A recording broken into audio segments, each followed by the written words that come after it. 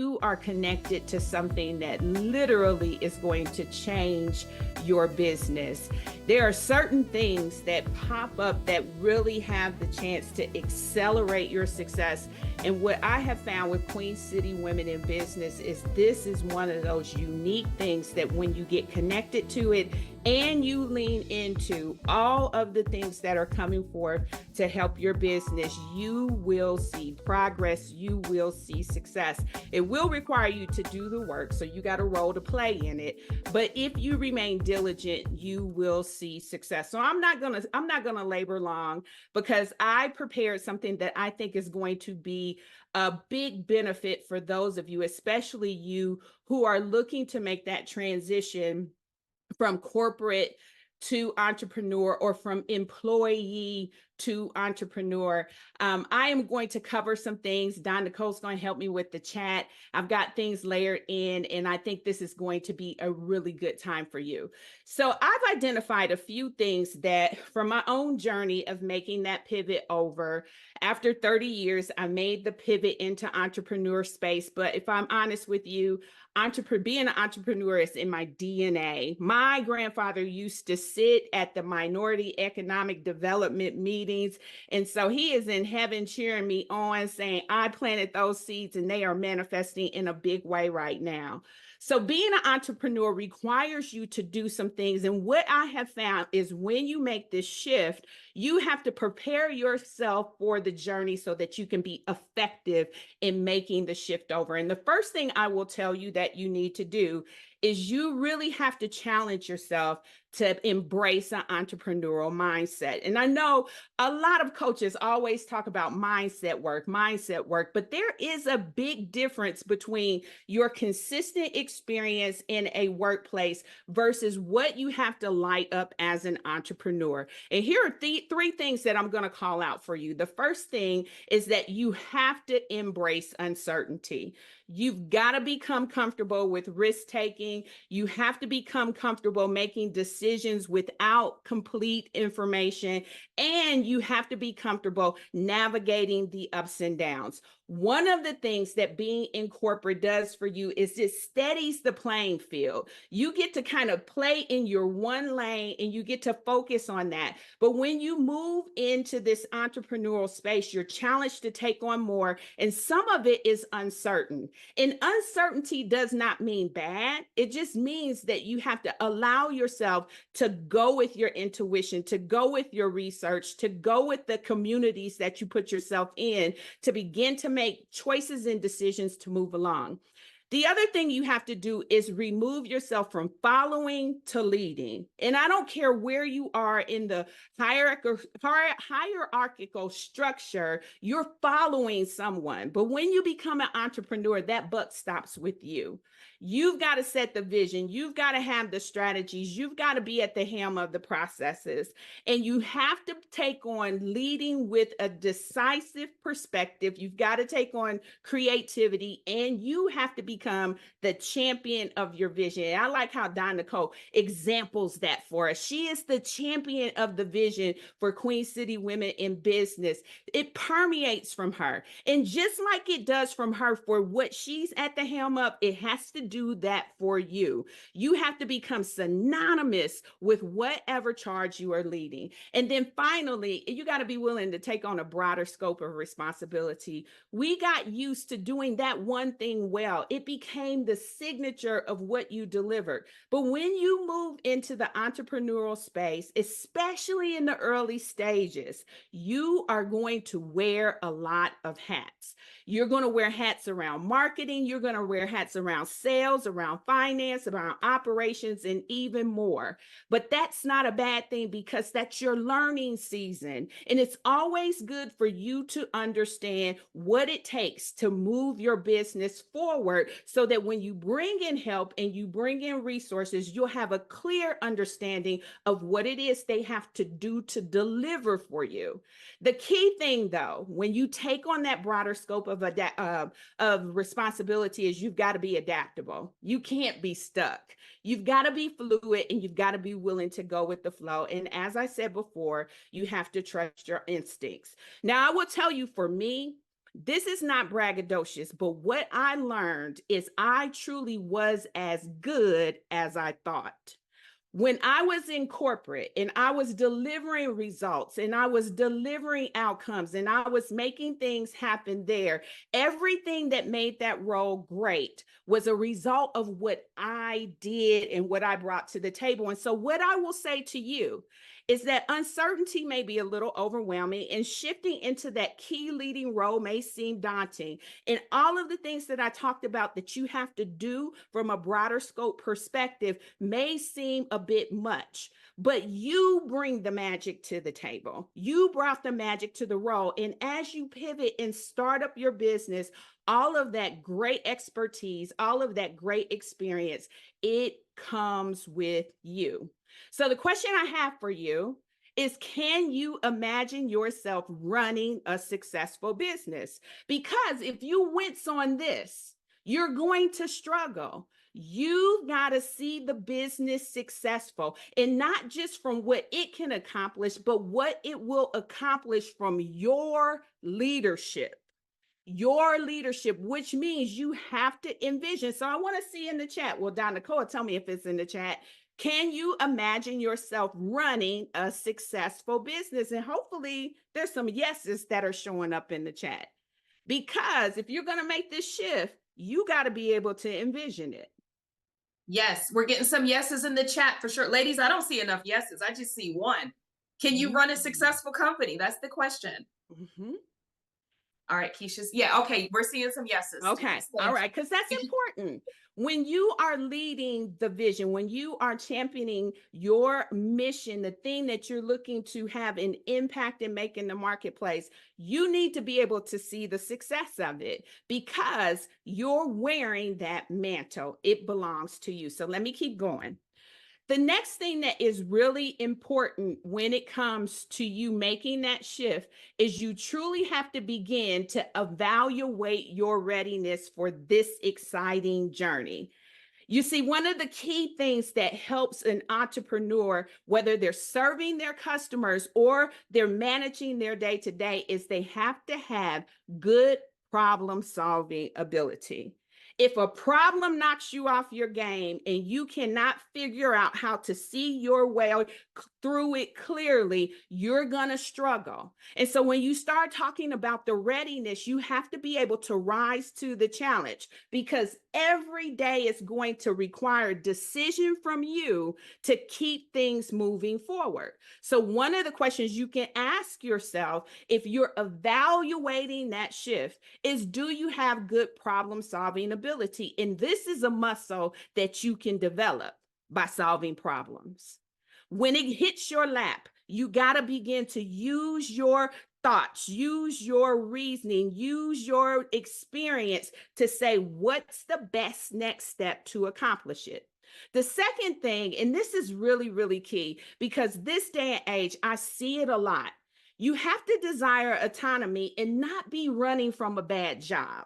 Okay. And I see people using entrepreneurship as a get out of jail free card, and that's not what this is. There is too much weight that comes from managing your life and putting all the responsibility into this entrepreneurial bag. And so you have to desire the autonomy and you have to desire wanting to lead it. But if you're only wanting to do it because you're mad about what's happening at work or you don't like what's happening at work, then you got to deal with some other things, because here's what I will tell you. Whatever you're struggling with at work, it's going to show up over here. And the thing about it showing up over here is everything's going to be relying on you to deal with it, where at work, you can just kind of brush over it. The one thing I will tell you that really checked me when it came to this entrepreneurial space is I had to deal with a lot of the things that I left unchecked, unresolved, and unwilling. You have to be willing to deal with your stuff because you don't want any blockers between you and driving the success that you want. So you have to know if you desire autonomy or if you're just trying to run away from what you perceive as a bad thing. And here's the last thing I will say when you're evaluating your readiness is, do you have a drive to make impact? A lot of people want to make money, But do you want to make impact? Because impact will have ripples, it will have waves, and it will sustain and keep going. If you're just trying to make money, that will fizzle fast. You have to have something greater that you want to achieve so that it has a foundation to sustain what you're building. And so if you're trying to jump over here because you think it's something that will get you out of jail, you think it's something that will allow you to make money fast, all of these things may be true, but they will not last if you don't have a desire that's calling you to something bigger to make an impact in your space. And so the question I have for you now is to really evaluate what makes you feel most confident that now is your time.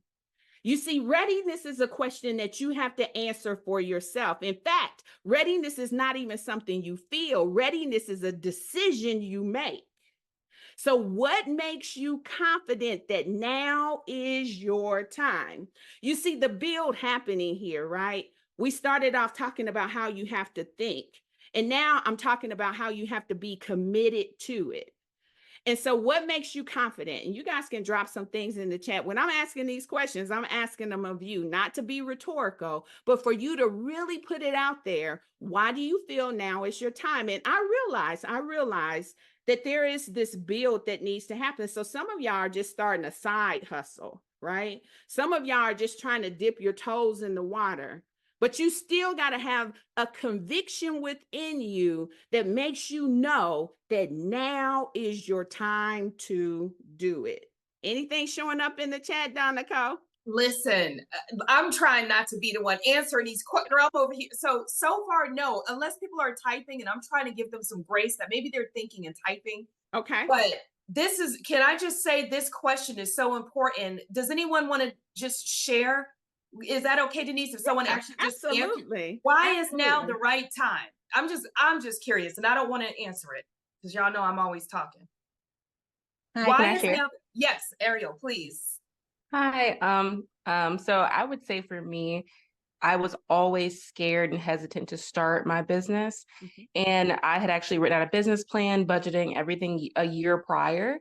And then God literally lined everything up to give me all the resources to start. And I was like, well, if I don't start now, I'm just like, operating in fear, basically. So although I'm still working on some of the hiccups you're talking about, I was confident because everything was kind of laid out for me. I love that. Thank you for sharing. Anybody else? Denise, I can share. This is Sandra. I would say because now I feel like you said, mindset wise, I'm ready to embrace that move. I feel that I've laid out enough for the foundation that I can step fully into it and embrace it. And that I won't be, and my mind is not thinking about what if it doesn't work. My mind is on it's going to work. This is going to happen. So I think that's why I know that I'm ready. This is the time to do it. I love that. I love that. Nika, I see your hand. You can come off mute and share. I see you driving, so be safe.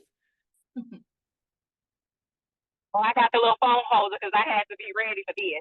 Good evening. So for me, mine is a little bit different. God made me ready. Like he put opportunities before me that readied me. Like I could look at my past success with things and say, oh, okay, yes, that was great. But when God chose a bigger assignment for me and said, no, this is the next step, that's when I had to embrace that he said I was ready because I didn't think so. So that was a little different for me. I'm still digesting that he said I was ready, if that makes sense. Absolutely. Absolutely. Thank you for sharing that. So let me tell you the 3 signs, because I think it resonates across what all of you said. So here's what was personal for me. So now hear me clearly. I said these was my signs. Okay. I'm not saying these are the signs and you get this, but the first one was the nudge wouldn't go away. So that's kind of what I heard Nika saying, like the nudge just wouldn't go away, that God just kept leaning in and saying, it is time. It is time. It is necessary for you. And it was relentless about me. It would not go away. The second thing was the help I needed kept being revealed. Right. So every question I had about how to, every question I had about what would, every question, the help just kept being revealed for me to be able to lean into what it was I was being called to do.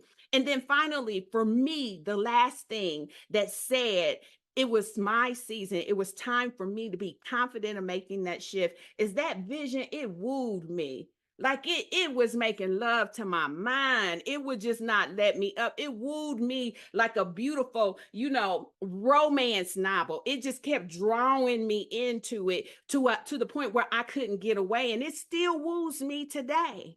My mission, God told me I needed to transcend success and be significant, and I needed to show up to help women accomplish their goals. That means that I come alongside as an agent to help women accomplish the things that He's calling for them to do. And that woos me like never before, because that is my assignment. So thank you guys for sharing. Thank you so much. So now, I get asked this question all the time, is can I leverage my professional skills in the entrepreneurial space? And I say, absolutely.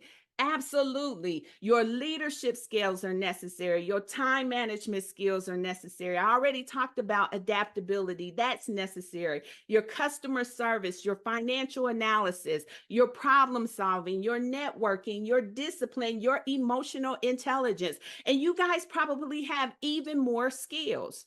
The ones that are going to shine for you are the ones that show up on your performance review that says, this is what we see great about you. They're the ones that you are always called upon in the community or in your church where they're wanting to leverage that. Those are your strongest skills. Those are the ones that you're going to lean into and allow them to just continue to illuminate. Now, early on, you may have to do something that is not necessarily your zone of genius. I love talking about getting into your zone of genius. I love talking about that. You may have to do it.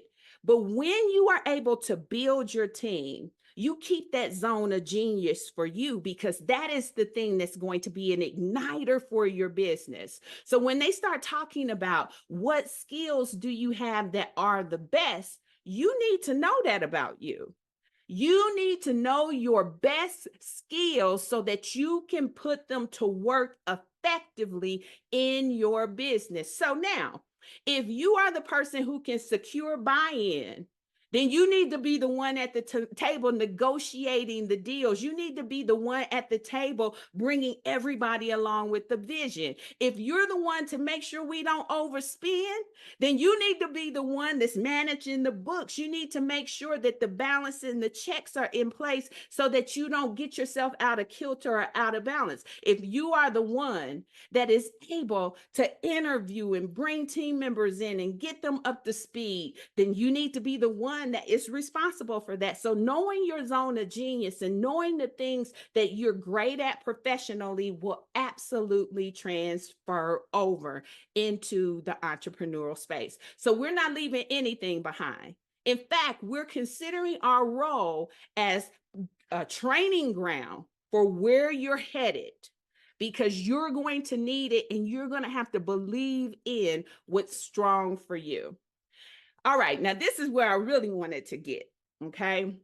When it comes to starting your business, you have to have a clear and compelling entrepreneurial vision.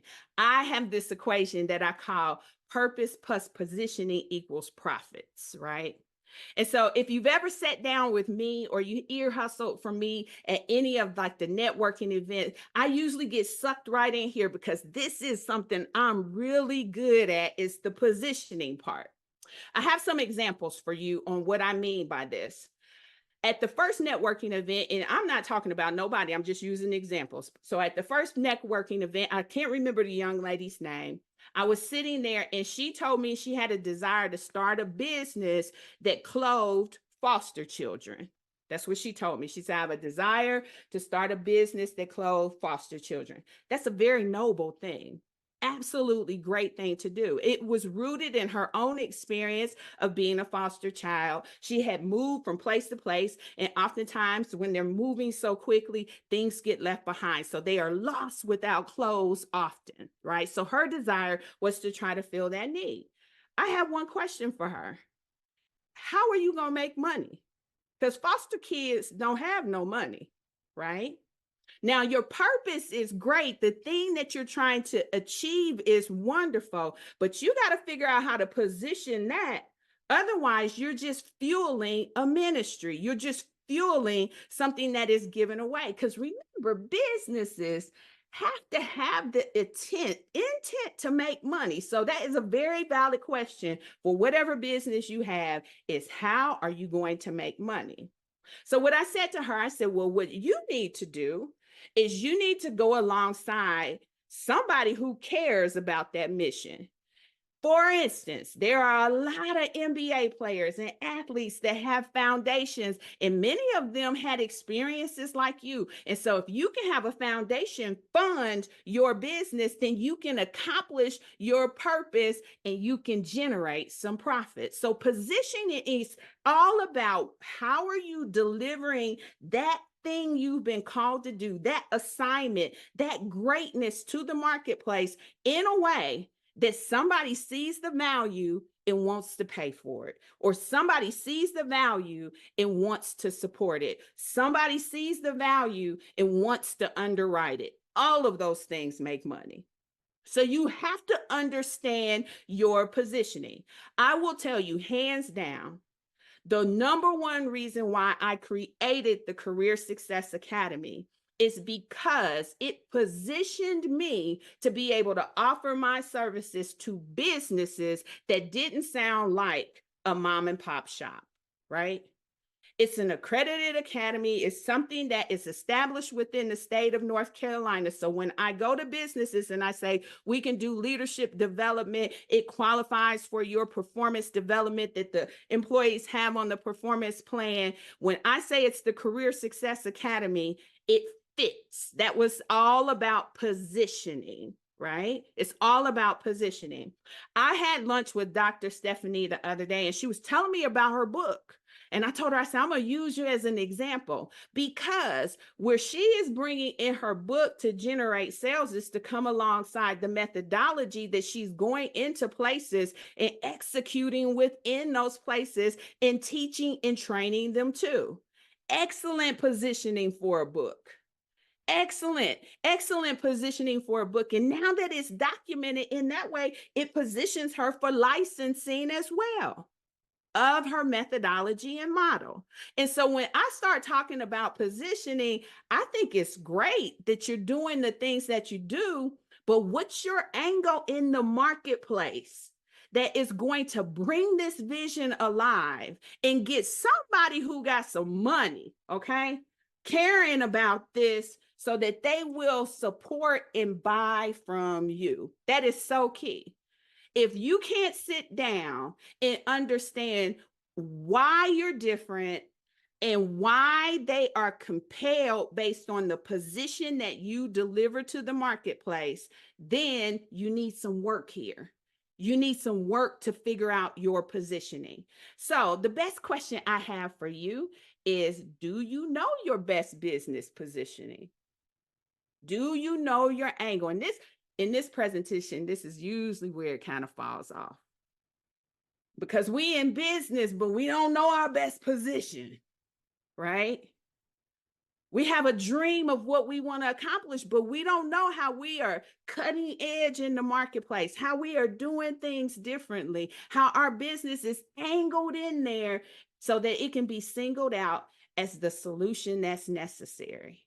Does anyone want to take a stab at this? There's no right or wrongs. I think there is not. Yeah, this is designed to be discussional, discovery. What is someone's positioning in the marketplace? What makes you cutting edge, leading edge? How are you different? This is a really great question. Anyone?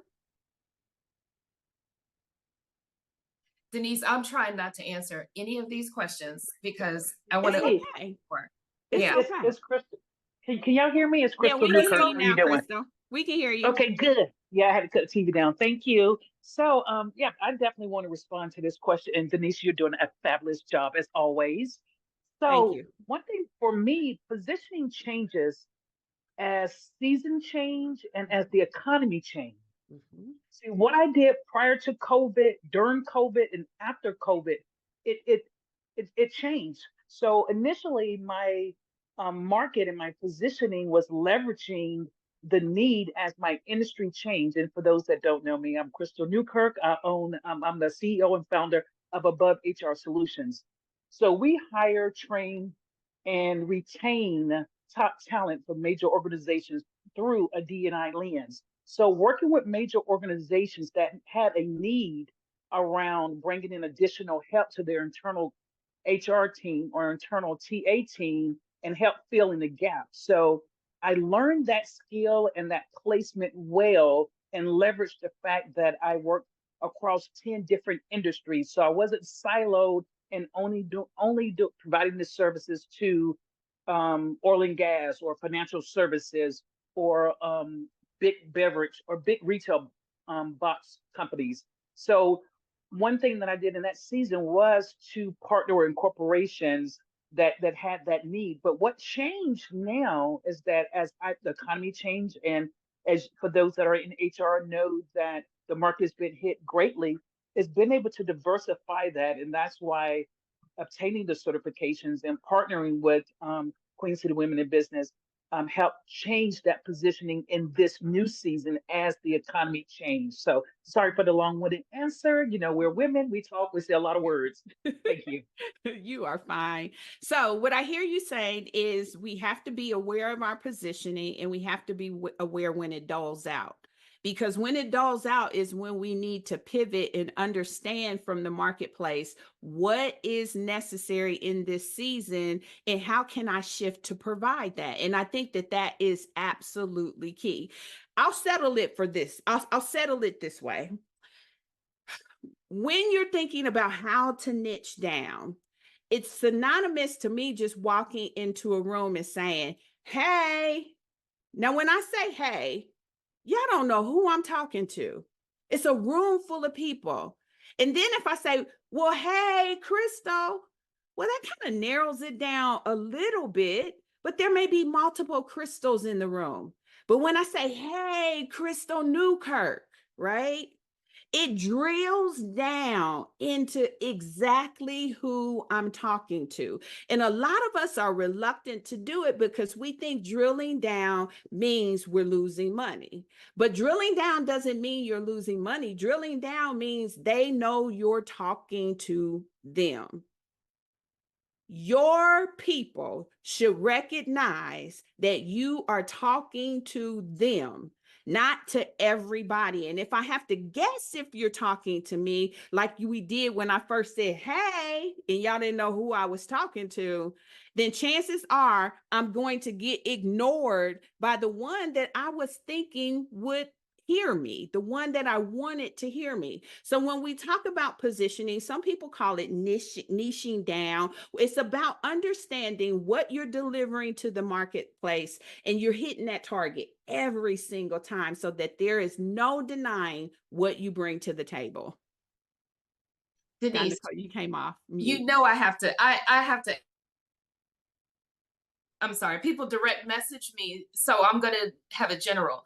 Can you touch on value for a second? When we talk about positioning and our purpose and our value, and we go to articulate our value proposition in the market, oftentimes the mistake that I see us make is the value is from our point of view. Mm-hmm. We're not buying from ourselves, right? So if I say, oh, what I bring to the table is, 30 years of corporate experience, this and that, there's a missing component that, can you talk about how to flip that value? Because I was looking in the chat, and I'm not picking on anyone, but if I say I have a state of the art, what does that mean to the customer? I think we sometimes don't complete the sentence when it comes to value and how we're describing that positioning in the marketplace. Can you just touch on how to point the value away from looking at what's valuable to you why does the customer care? How does the customer benefit about the thing that makes you leading edge? Can you understand what I'm saying? I do. I know you. The number one thing I will tell you that we fail to do is research because we think we know. And I fall and prey to that. See, the thing that research provides for you is the language that your customer is saying in the way that they see it and understand it. Now, I don't know if you were at the supplier diversity event and Don Nicole took us through this exercise and said, talk about your business to one person, right? And then she had those of us who were table leaders go up to the front of the room and read back everything that we heard everyone at the table saying. So I'll tell you what I did at my table. I went around, I had them all introduce themselves and give a general description. And then I went back and I said, tell me your zone of genius. Like all that you said, like just hone it in for me. Like, tell me exactly what it is that you do. And many times we're using our language and we want it to sound valuable when the most simplistic term is to figure out what your customer is saying and say it their way. The second thing about value is all around the perception of how you present yourself and what you bring to the marketplace in terms of outcomes and deliverables. So your credibility is great. Your credibility is great, but we all know a hamburger at McDonald's is still a hamburger at Bad Daddy's, is still a hamburger at Fleming's. They all serve hamburgers, but I can tell you the price point is different because they're catering to a different partner. So you have to begin to understand who it is that you want on the other side of the table and say it the way they want to hear it said, right? The description on the menu of the burger at Fleming's is way different than 2 all beef patties, special sauce, lettuce, cheese, pickles, onions on a sesame seed bun. It's way different. They're talking about Angus beef. They're talking about all of the care that went into the leeks that were sauteed to put on top there. It's a whole different language, right? And so value comes along with making sure that the person who is reading what you deliver, that it's being spoken a way that resonates with them. And oftentimes, you know, my mama used to say it like this: we got beer money, but champagne taste, right? And so we're trying to show up and appeal to the one who wants to buy champagne, but we're delivering it and we're speaking to it and we're offering it in a way that does not match that. It matches what the people at beer want. And so you have to begin to understand the value from the perception of the customer and not what you believe it is. Okay, so that's how I would answer that. Let me keep going because I don't want to keep y'all here all night. So that's positioning. And this is where you need to spend a lot of time because this is going to make or break your business. And to Crystal's point, if you got to pivot, recognize that you need to pivot and don't be afraid to take the action to pivot when it's needed. The next thing I will say is this. We have to strategically plan the pivot to entrepreneurship. Now, I love Steve Harvey. He's funny to me. But when you sit in a seat that he sat in and you start telling people just jump, that is not wise. Okay. And I understand what he meant. He was saying, get out of your own way. Don't let yourself block you. But some of us, we don't have all the rest of the story. We just heard him say jump and we just jumping on out there. But here's what jumping does. Jumping puts everything at risk. It does not give you any guidance on how to perceive. It is not targeted. It leads to mismanagement. There's no clear measures of success or progress. And quite honestly, most folks don't have enough faith to truly deal with the overwhelm that comes from jumping.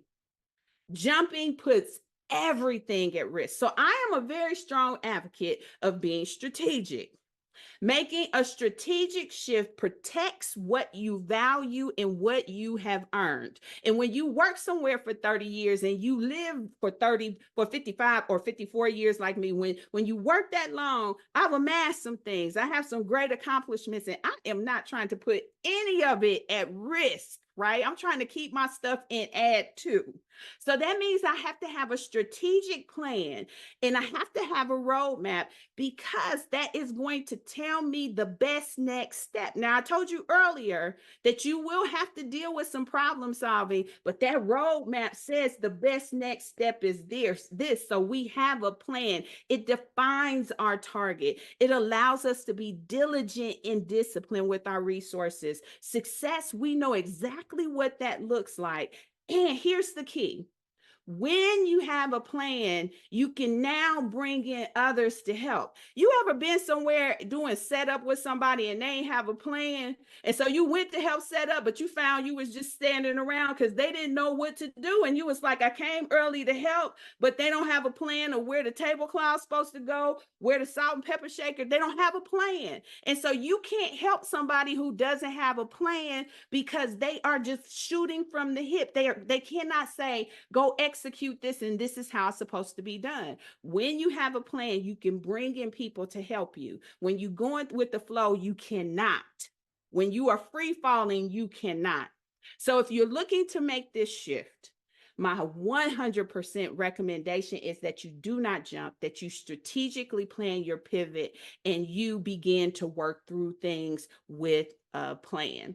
And so the real question is this, is if you had a strategic plan as a roadmap, would you feel more confident? And I think the answer is yes. If you knew what the best next step was planned to be, you would feel more confident. But when you just winging it, you don't know what's supposed to happen next. It's like learning the Tamiya dance and you don't even know the Tamiya dance. You just out there in the middle of the dance floor trying to figure out where the steps go, right? But when someone takes time to instruct you and give you a roadmap, you can pick up on the dance a little bit better. And that is what it does for you. So the real question is, would it be helpful for you if you had a plan as a roadmap? And I think the answer is yes. I think the answer is yes. So I'm going to wrap up and I'm going to leave you with this. So one of the things that's really important is we have to overcome fear. And I can't remember the young lady who came on earlier and said she did her plan a year ago and then she started to feel fear. Fear is real, right? Fear is absolutely real. But you have to overcome fear and safeguard your joy as you shift. The fear that you feel, don't let it paralyze you. Now, here's the thing. Fear is a very natural response to things that are unknown. Significant life changes like pivoting and starting a business is something that comes with some unknowns. So fear is a natural response. Don't pray away your fear. You want the emotions to be felt in your body, because if somebody walk up in a spot looking suspicious, crazy, you want all the signals to go off and be like, what's going on with him over there? Okay. So don't pray away your fear, but don't let it stop you. It's not about being fearless. It's about not letting the fear stop you. There is not one successful person who has accomplished anything that would tell you they did not have to reckon with fear. Many of us feel it every single day, but we have trained ourselves to not allow it to stop us. So here's the thing. Feel the fear. Don't let it paralyze you. Empowerment is sustained through preparation. When I started talking about making a plan, you feel empowered when you're prepared.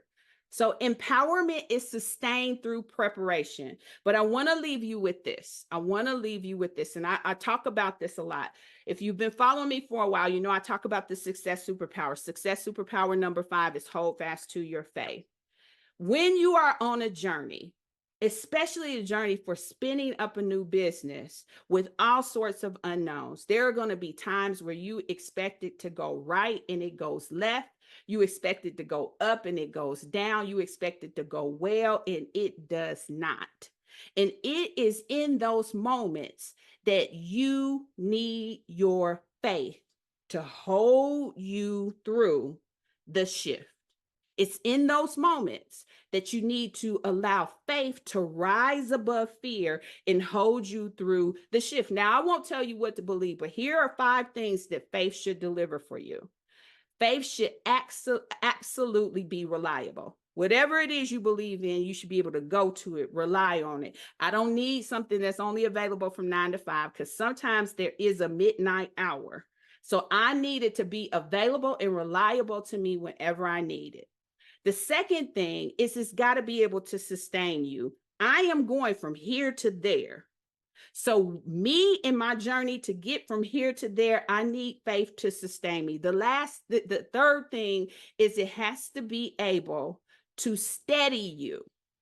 As you deal with the uncertainties, it's got to be able to steady you. And the precious part of faith is it gives you hope and it gives you peace.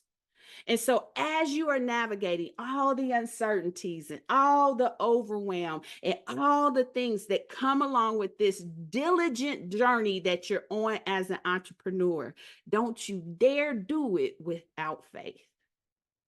Don't do it without faith. It is the thing that is going to allow you to get from here to there. And so when you talk about the things that scare you, I'm going to point you back to your faith. When you talk about the things that overwhelm you, I'm going to point you back to your faith. And when you talk about the things you've been called to achieve that seem really big and that are going to make an impact and a significant difference, and it's demanding and pulling on you in every single direction, you're waking up, you're waking up early, you're staying up late, you're doing all of the things to drive it forward. I am going to point you back to your faith. That is the single game changer for you in whatever you believe in. Now, before I get to my last slide, I want to entertain any questions at all. So wow. Okay, I'm just trying to be quiet over here because whoa. But we did have someone who talked about the research, and she said that she didn't realize how powerful, because earlier you talked about researching when you were talking about positioning, Denise, and researching what your client wants, how they speak, right? The words they are using. And in the chat, I asked what specifically was the problem around research, and she said not even realizing that there was a business need around this. So that was more of a comment, and thank you for bringing that to light. I don't know that was a question, but it was definitely. So let me give a couple tips around research. Yeah. There's a couple ways to analyze it, right? So if you are someone like Crystal and you're going in to satisfy HR requests that are out there, then you need to spend time getting up to speed on what these requests look like. You need to understand the language of the request. You need to spend some time with the people who pen those requests and establishing relationships with them. The second thing that is an absolute teacher to us, but we don't pay attention because oftentimes when we're on social media, we use it as entertainment, but boy, is it ever a pool of information. If you want to understand what's being done in your field, are you following people who do what you do? Are they on your timeline with the things that they're posting and the things that they're sharing? Not for you to replicate them, but for you to use that as research. Are you in lockstep with other people who do candles? Are you in lockstep with other people who do tea, who do coaching, who provide technology services? Are you following them? Are you up to speed? So that's the second thing, is pay attention to what the competitors are doing, even just following them on social. And then the last thing I would say is really good research is just going out there and Googling.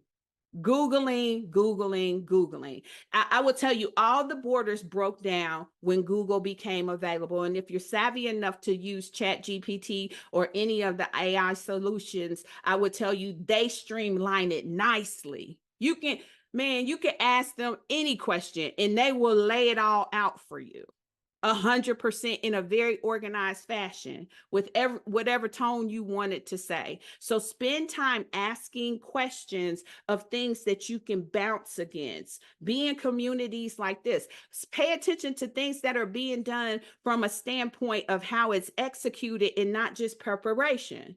So if you want to host events, when you go to an event, pay attention to everything that's happening at the event. What's resonating with people are there. Everything leaves clues. I think it was Tony Robbins that said success leaves clues. Are you clued in, or are you just consuming?